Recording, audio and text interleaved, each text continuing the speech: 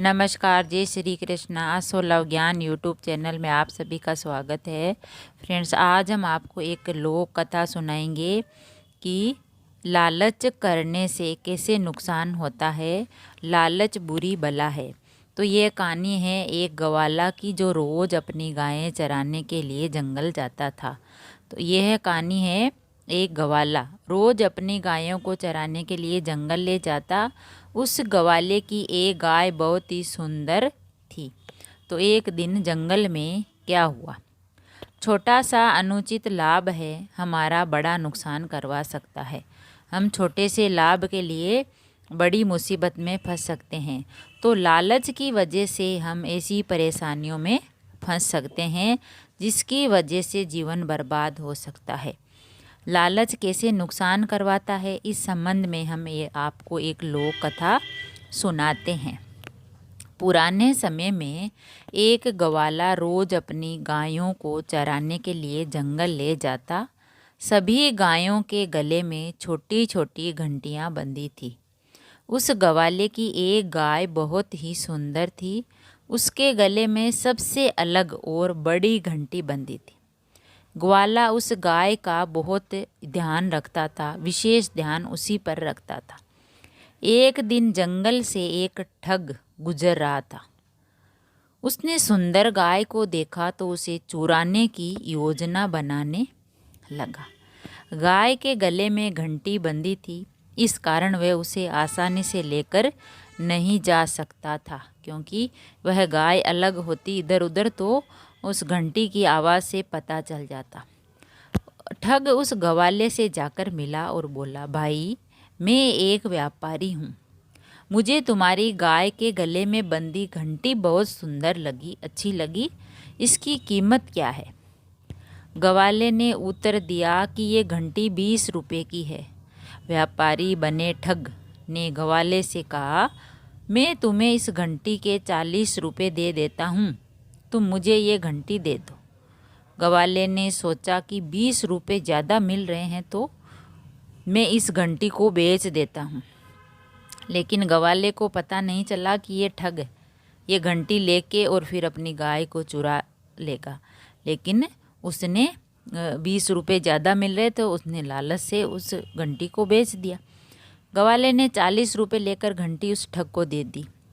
ठग उस समय घंटी लेकर वहाँ से चला गया।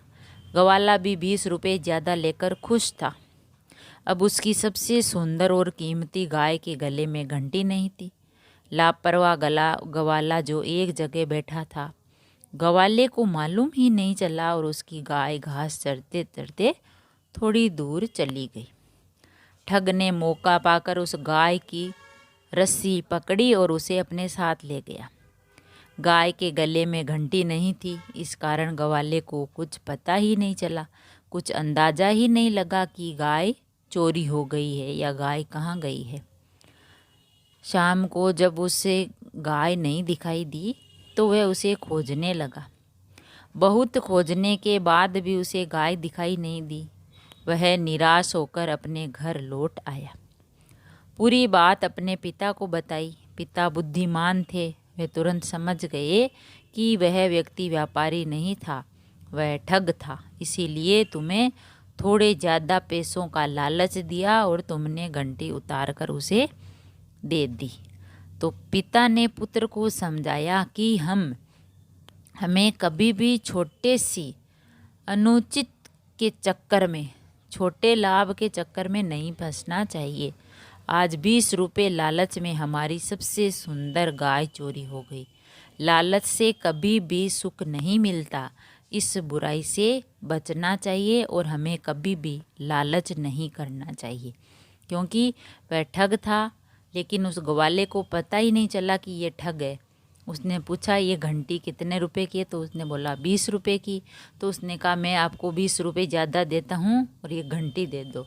उस घंटी के पीछे उसका जो मन था वो गाय को चोरी करने का था। इसीलिए उसने उस घंटी को 40 रुपये में ख़रीदा और गाय को धीरे धीरे वो गाय चरने लगी इधर उधर। तो गवाला तो बैठ गया और वो गाय को लेके चोरी करके भाग गया।